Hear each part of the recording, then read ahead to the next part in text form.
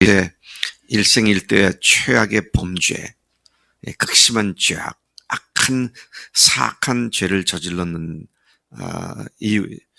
얼마나 큰 죄를 저질렀는지, 또 그가 자신의 죄를 덮기 위해서 사람을 죽이는 살인죄까지 저질렀음을 보았습니다. 그의 죄악 은폐 시도는 성공한 것 같이 보였지만 하나님은 온 세상이 다 알도록 그의 은밀한 죄악을 드러내셨습니다. 오늘 말씀이 그 사실을 이야기하고 있습니다.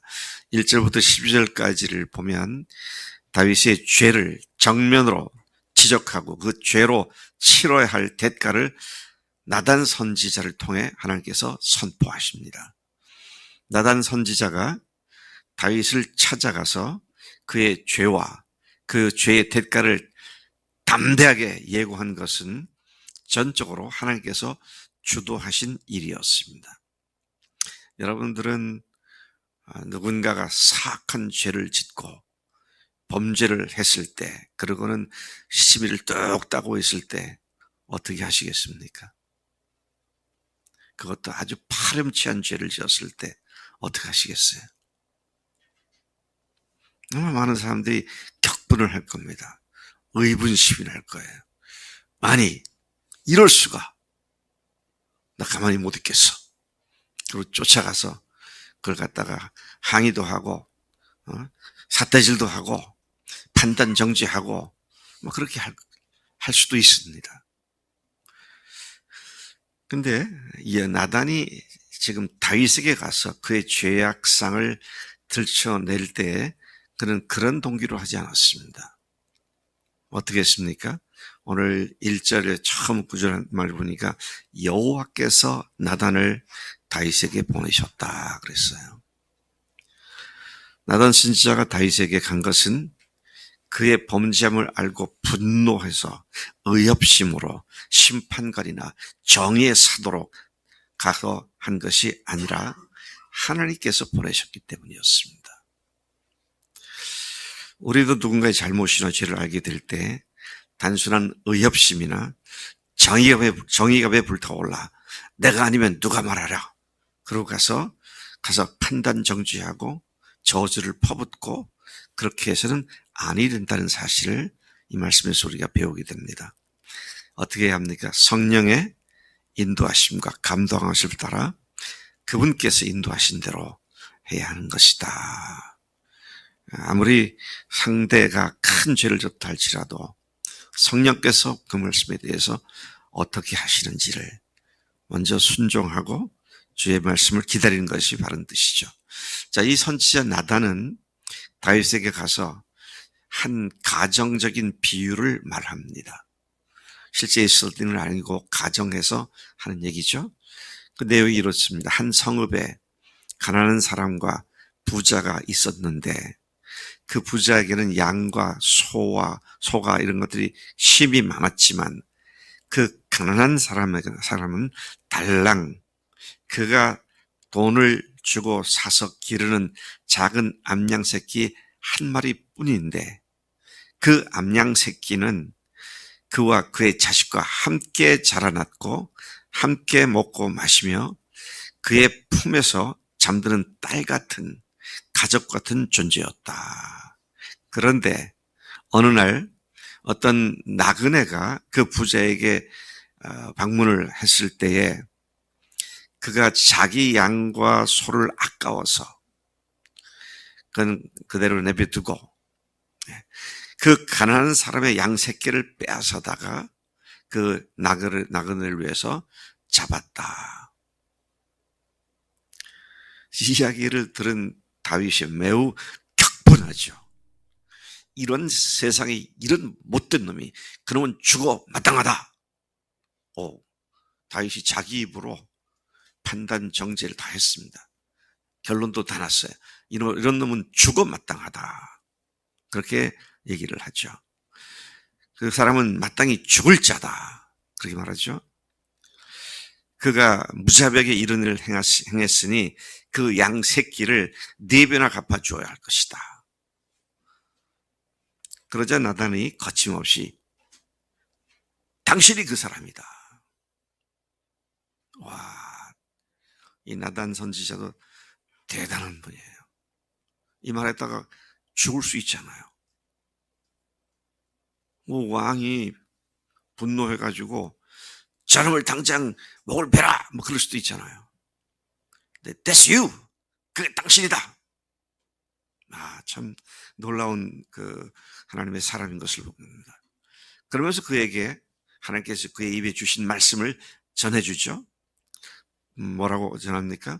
내가 너를, 이건 하나님이 하신 말씀입니다. 내가 너를 이스라엘 왕으로 기름 부으려 너를 사울의 손에서 구원했고 내 주인의 집을 내게 주고 내 주인의 아내들을 내 품에 두고 이스라엘과 유다 족속을 내게 맡겼고 그게 부족했다면 내가 이것저것을 더 주었을 것이다.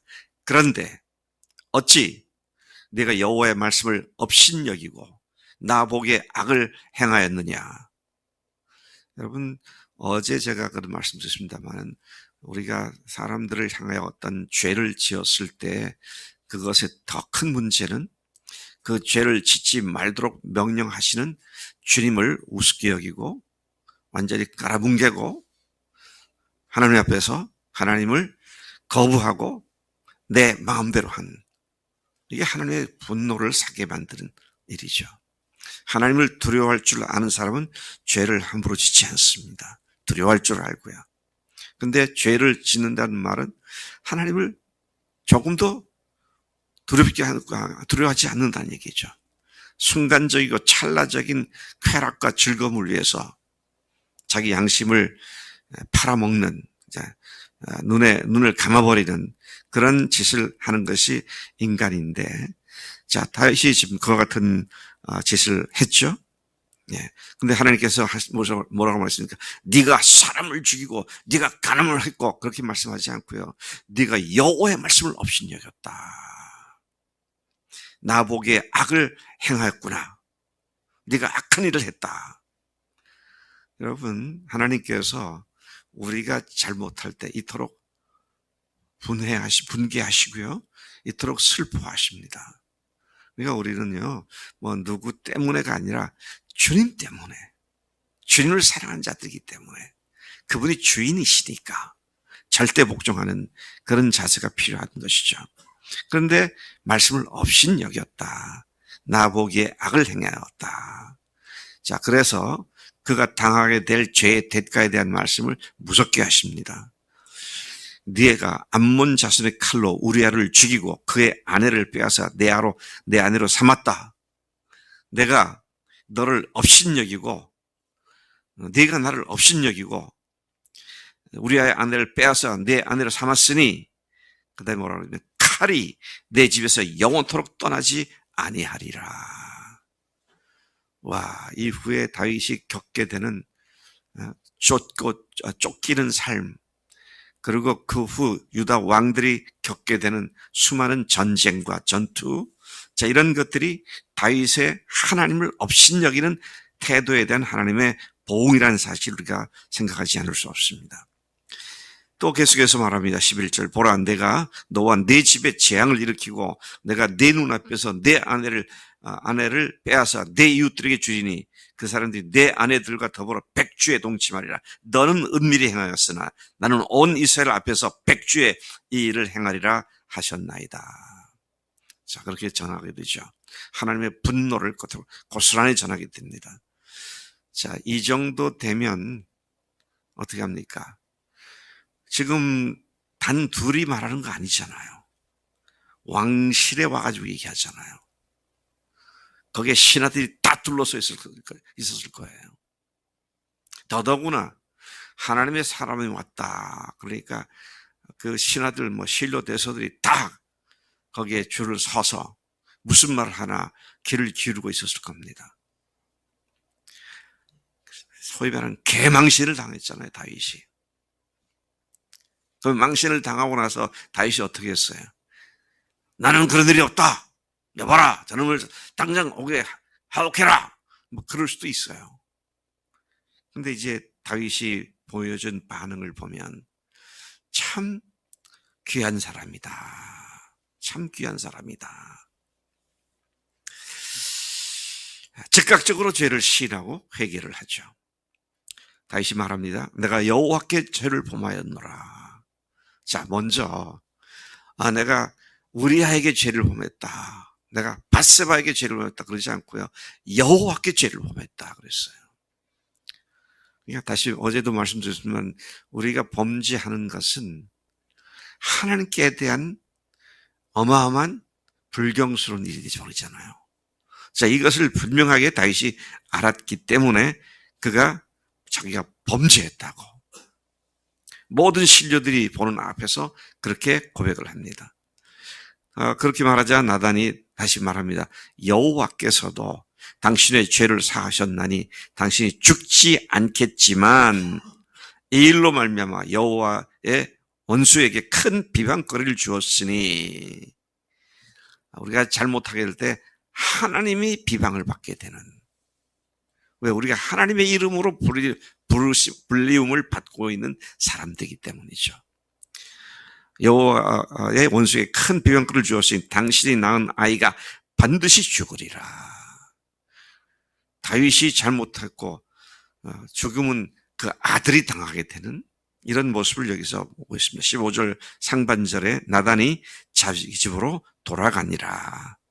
다시 말해서 그가 다윗에게 죽임을 당하지 않았다. 그런 말이죠. 다윗이 행한 일은 마땅히 죽을 죄였고 반드시 배상할 죄였습니다. 다윗은 자기 입으로 그렇게 말했죠. 뭐라고 했습니까? 내가 마땅히 그런 놈은 마땅히 죽을 자다. 마땅히 4배나 보상해야 한다. 자기 입으로 얘기했잖아요. 그런데 나단을 속에서 바로 그게 당신이다. 그렇게 지적을 받았을 때에 그가 어떻게 했습니까? 하나님께 내가 죄를 범했다. 다윗의 회개를 얘기하는 것이죠.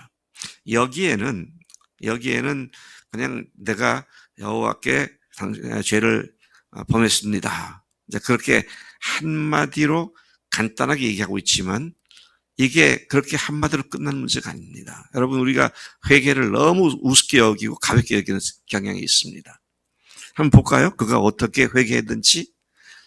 51편, 시 51편이 바로 그것을 기록하고 있는데 무려 19구절에 걸쳐서 그가 시편을 만들어서 하나님께 회개하고 있는 그런 모습을 우리가 여기서 보게 되죠. 제가 시간 관계상 다 이것을 51편을 이해할 수는 없고 51편의 표제가 이렇게 되어 있습니다. 다윗의 시, 인도자를 따라 부르는 노래. 다윗이 밧세바와 동침한 후 선지자 나단이 그에게 왔을 때 그러고는 그가 하나님이여 주의 인자를 따라 내게 은혜를 베푸시며 주의 많은 긍휼을 따라 내 죄악을 지워주소서. 나의 죄악을 말갛게 씻기시며 나의 죄를 깨끗이 제하소서. 무릇 나는 내 죄가를 아오니 내 죄가 항상 내 앞에 있나이다. 내가 주께만 범죄하여 죄의 목전에 악을 행하여 싸우니 주께서 말씀하실 때 의로우시다 하시고 주께서 심판하실 때 순전하시다 하리이다. 내가 죄악 중에서 출생하였으며 어머니가 죄 중에서 나를 잉태하였나이다. 10절 여호와여 하나님이여 내 속에 정한 마음을 창조하시고 내 안에 정직한 영을 새롭게 하소서. 11절 나를 주 앞에서 쫓아내지 마시며 주의 성령을 내게서 거두지 마소서. 그는 지금 자기가 범죄한 것으로 말미암아 하나님과의 관계에 큰 문제가 생겼음을 알았고 그 문제로 말미암아 영원히 하나님께로부터 성령을 거둬가시고 하나님께로 버림받는 자가 되지 않게 해달라고 애통하며 기도하는 그런 모습을 우리가 보게 되죠. 여러분, 우리가 잘못은 할 수 있어요. 근데 잘못할 때 항상 생각할 것은 하나님을 업신여긴 겁니다. 네. 그 다음에 회개는 철저하게 해야 돼요. 네. 여러분, 컴퓨터가 회개하는 거 아세요? 컴퓨터도 회개 제대로 해요. 한번 에러가 나잖아, 컴퓨터가. 그럼 에러를 고쳐요. 그러면 컴퓨터 수명이 닿을 때까지 같은 내려는 다시 범하지 않는다는 거예요.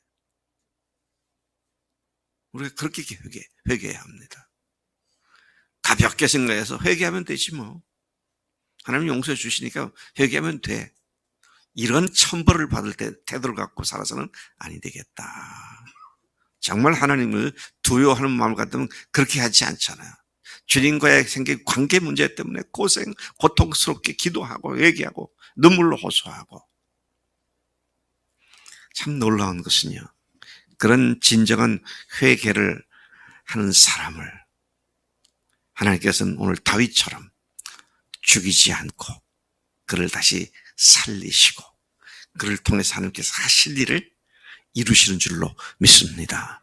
이 은혜가 늘 우리와 함께 있기 때문에 오늘도 우리가 주님 앞에 서서 이렇게 당당하게 살아가는 존재가 된 줄로 믿습니다. 하나님 아버지 감사합니다. 오늘 다윗의 일생일대의 최대 죄악 범죄한 것, 이것이 하나님께로 향한 범죄였고 하나님 그 사실을 지적받았을 때에 그 즉각적으로 회개하며 고통스럽게 주 앞에 부르짖는 기도를 했던 51편 말씀을 저희들이 생각합니다. 하나님께 주님께서는 깨끗하게 그를 다시 정결케 해주셨고 위대한 다윗 왕의 호칭을 받을 만큼 하나님께서 그를 귀하게 높이신 것을 저희들이 믿습니다. 하나님 철저하게 회개한 마음에 오직 하나님만이 영광과 존귀를 받으시는 그런 우리의 삶이 되도록 인도하시는 줄로 믿습니다. 죽으시고 부활하신 예수님께서 오늘 우리와 함께 계시니 우리의 생명이 되셨고 우리의 소망이 되셨고 우리의 기쁨이 되신 것을 고백합니다. 오늘도 남은 여생 동안도 주님과의 이 사랑 관계에 조금 더 금이 가지 않도록 주님 철저히 주 앞에 깨끗한 삶을 유지할 수 있고 혹 실수했을 때 철저히 회개하고 주님께서 회복시켜주는 회복을 받고 주님 앞에 건강하게 다시 설 수 있도록 우리를 인도하시는 줄로 믿습니다. 승리가 보장되어 있음을 감사합니다. 예수님의 이름으로 기도로 삼나이다. 아멘. 아멘.